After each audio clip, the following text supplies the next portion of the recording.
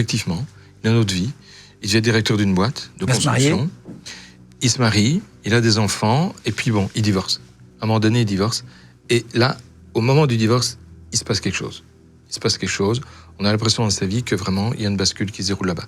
Mais jusque-là, il était devenu un homme respectable, celui que l'on pourrait appeler le chic type du quartier, tu vois, quelqu'un de bien, quoi, qu'on est content de rencontrer, etc.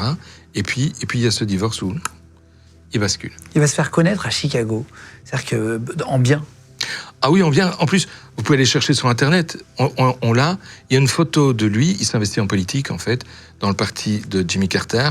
Et il y a une photo de lui à côté de la femme de Jimmy Carter qui circule. Donc, il s'investit en politique. Qui était président des États-Unis. Qui a été président des États-Unis, oui. C'est un vendeur de cacahuètes. Il avait une fabrique de cacahuètes, le gars.